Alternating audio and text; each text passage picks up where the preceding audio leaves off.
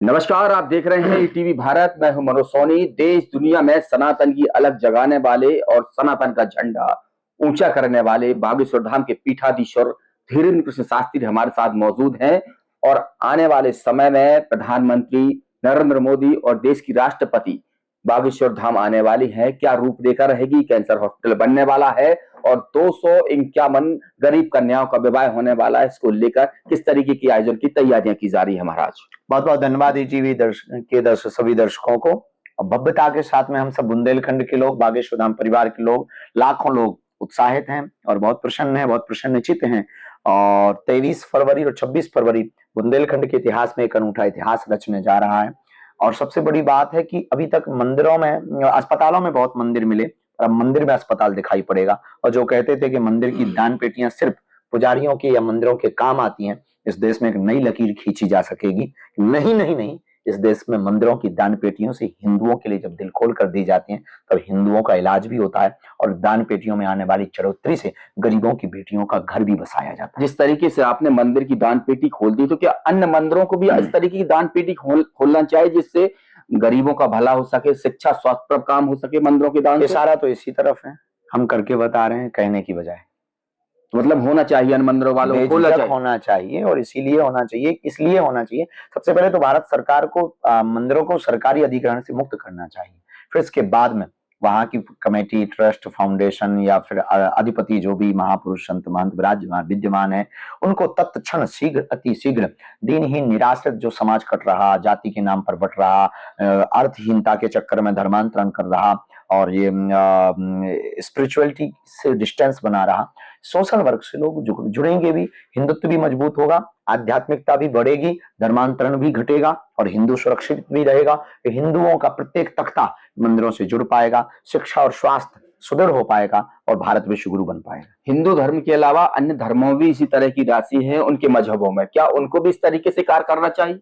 आरोप प्रत्यारोप या किसी को हम टॉर्चर तो नहीं कर सकते हैं, पर अगर ऐसा करेंगे तो निश्चित रूप से वो स्वागत योग्य होगा, और नहीं कर रहे हैं तो वो उनकी खुद की निजी जिम्मेवारियां हैं। भारत देश स्वतंत्र है, स्वतंत्र भारत में आप किसी पर थोप नहीं सकते हैं, कह सकते हैं और करके दिखा सकते हैं और बता सकते हैं। हॉस्पिटल का आपका दिमाग में कैसे आया कि अभी तक हम लोगों ने देखा था कि हॉस्पिटल में मंदिर होते, लेकिन आपने मंदिर में हॉस्पिटल खोल दिया? इसके पीछे का लॉजिक और इसके पीछे की योजना क्या है? बुंदेलखंड क्षेत्र है अपनों, लोग बाग आते रहते थे, बीमारियों में पूरे परिवार को हम परेशान देखते थे। उनसे पूछते थे कि आप भाई मुंबई जाओ, दिल्ली जाओ, टाटा मेमोरियल जाओ, इलाज करवाओ। वो कहते थे कि व्यवस्था नहीं है, किराया नहीं है, जा नहीं पाएंगे। बेचारे पूरा परिवार रोता रहता, छोटे छोटे बच्चों की रोती बिलखती आंखें, वो बच्चियों का ना पढ़ पाना, वो भूख से मरना, वो पिता के प्रति चिंता या माँ के प्रति चिंता, वो उनका खटिया पे लेटे रहना, इन सब ने हमारे हृदय को बहुत विदीर्ण किया।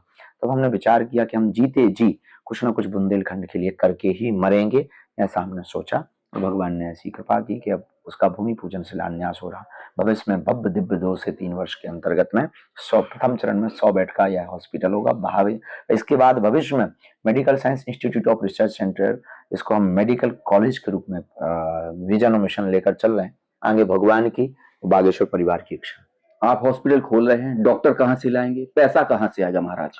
पैसा तो जन सहयोग बागेश्वर जन सेवा समिति है जो सरोकार सेवा का कार्य करती है। तो इस देश में जो भी प्रबुद्ध जन है, जिनका भाव मरता है धाम के प्रति, वो अपनी श्रद्धा अर्पित करते हैं और कथा करेंगे, कथाओं से दक्षिणा मिलेगी, जो दक्षिणा मिलेगी वहां लगाएंगे। और इसका संचालन बागेश्वर जन सेवा समिति तो करेगी।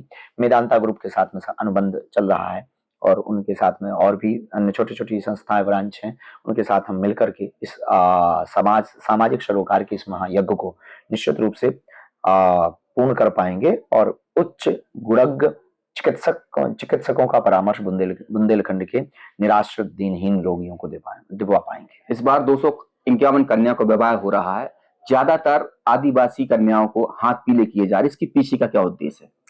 धर्मांतरण के लिए सॉफ्ट टारगेट सबसे ज्यादा, और खासकर हमारे छतरपुर जिले में ये बहुत ज्यादा चलता है। आए दिन एक ना एक खबर छपती रहती है, जैसे आज ये तो ये बहुत ही प्रायोजित तरीके से धर्म विरोधी लोग लगे हुए हैं।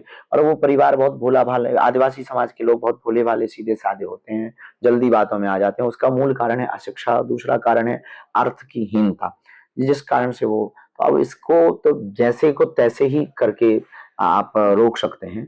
इसीलिए हमने विचार किया है कि हम बुंदेलखंड क्षेत्र में ये करेंगे और धर्मांतरण को रोक पाएंगे। मतलब आपको लगता है कि बुंदेलखंड में अशिक्षा और स्वास्थ्य की बहुत कमी है, रोजगार की कमी है? बहुत ज्यादा पलायनवादी लोग हैं, मजदूर हैं, पलायन करते हैं, दिल्ली जाते हैं, जम्मू जाते हैं, और ये हम नहीं, आंकड़े बताते हैं, सरकारी आंकड़े बताते हैं। और दिल्ली और नागपुर, मुंबई, जम्मू कश्मीर, जम्मू तरफ यहाँ पर भरी हुई बुंदेलखंडी समुदायों की जनता बता रही है कि निश्चित रूप से ये पलायनवादी है। तो बहुत शिक्षा और स्वास्थ्य की यहाँ आवश्यकता है, तो प्रथम प्रारंभ कर रहे हैं।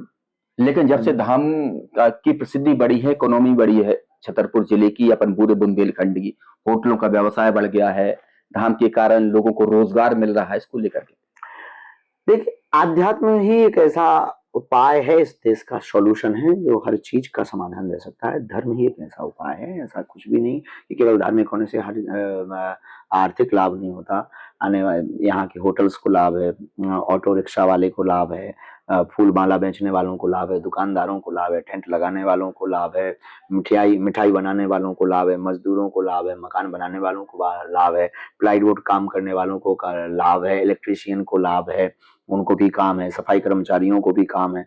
इन सबको काम मिल रहे हैं और निश्चित रूप से इससे पलायनवाद पर रोक लग रही है। और धार्मिक धार्मिक उन्नति के साथ साथ आर्थिक उन्नति भी हो रही है, सामाजिक एकता, समाज का द्वेष दूर हो रहा है, सामाजिक सरोकार के कार्य बहुत ज्यादा हो रहे हैं, और हम उन सब लोगों को मिल पा रहे हैं, देख पा रहे हैं, जिनको शायद कभी स्वप्न में भी नहीं मिल पाते या देख पाते।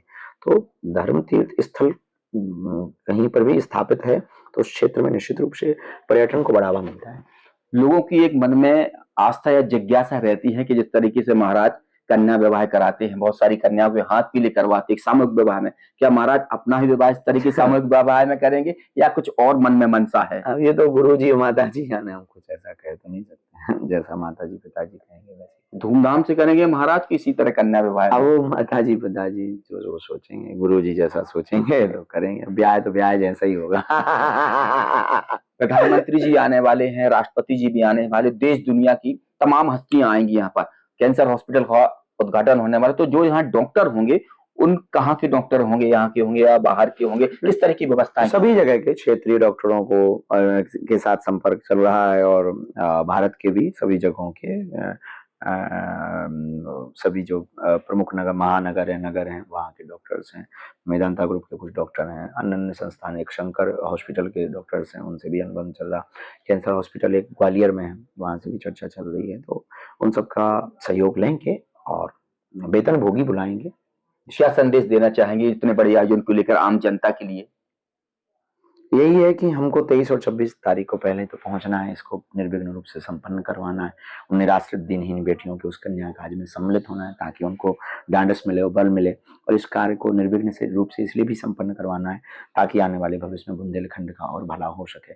और 23 तारीख को जो सौगात मिलने वाली है, उस उपहार को अपनी आंखों से देख करके हम सबको माननीय प्रधानमंत्री जी का भी धन्यवाद करना है और बालाजी का भी धन्यवाद करना है।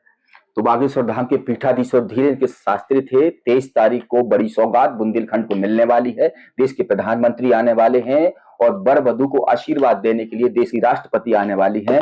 तो इस आयोजन में आप लोग भी सपरिवार पधार कर इस पुण्य लाभ आप भी ले सकते हैं। मनोज सोनी के साथ सुरेंद्र यादव, ईटीवी भारत।